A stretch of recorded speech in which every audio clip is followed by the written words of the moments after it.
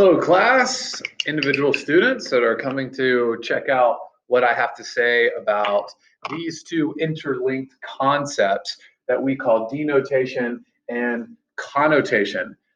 We touched upon this at the beginning of the school year, but we didn't really go that much in depth with it.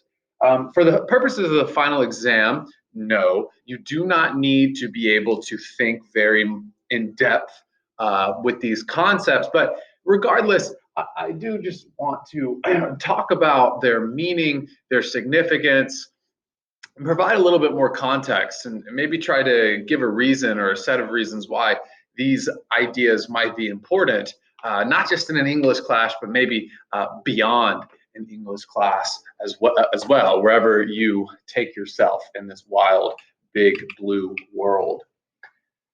Denotation and connotation. If you open up a dictionary, right? If you had a dictionary of the English language, you would find a bunch of definitions of words, right? Dictionaries are put together through a process involving individuals that come together, experts, and they have a particular process that they use, a method that they use to compile a dictionary full of definitions. And you'll notice that a lot of words are polysemous, right? Polysemous, meaning they have more than one meaning attached to them in the dictionary, at least, right? Poly meaning many, and semos coming from the Greek word for meaning or sign, sema. So polysemous. You'll notice that a lot of words have multiple meanings. And the dictionary kind of proves this.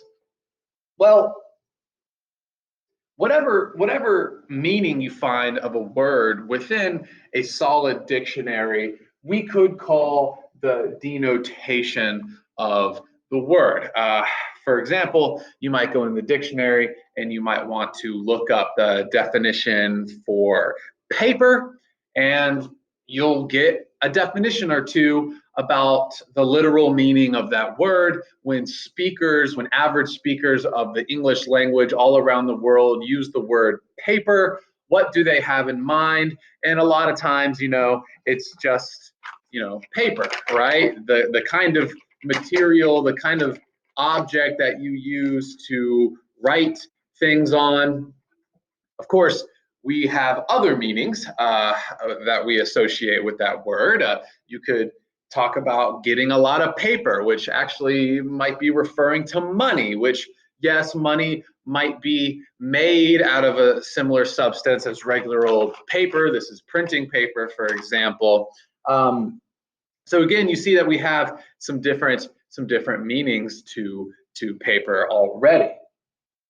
So the denotation of a word is pretty self-explanatory. It's the average everyday, or it can be the average everyday meaning that we attach or associate with words, the kind of meaning that you're expected to find in a dictionary. Of course, you could have more specialized treatments of a word.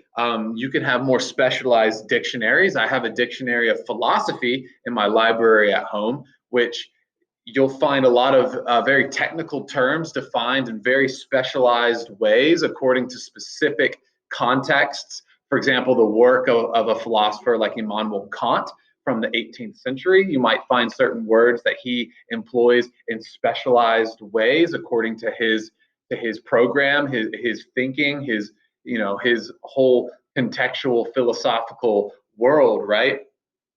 And these words might have a more average meaning for us that we could see in the English, that we could see established in a regular old English dictionary. But for a philosopher, it might take on different associations, which is kind of a nice segue into the meaning of the word connotation. Words oftentimes can carry different meanings to different hearers or different readers, or to different individuals when they experience the word in whatever medium. Some words sound stronger or harsher or meaner or lighter than other words. See, as we're thinking about these things, we're kind of getting into the meaning or concept behind connotation. If you look up the etymology of the word connotation, etymology being the history of the word, you'll see that it has a strong basis in Latin, and apparently the Latins would use it as a word to refer to a meaning that is kind of secondarily associated with the primary meaning of a word, right? Which can differ according to the audience. Different people can associate different meanings or different mental images or memories or experiences or ideas or sensations with your word choices as given in whatever text or verbal text that you have produced. So try to think about connotation as a word that kind of refers to that secondary meaning that might kind of radiate from the words that you read or hear. And by secondary, we don't necessarily mean less valuable, but we do mean perhaps less literal or less dictionary definition, right?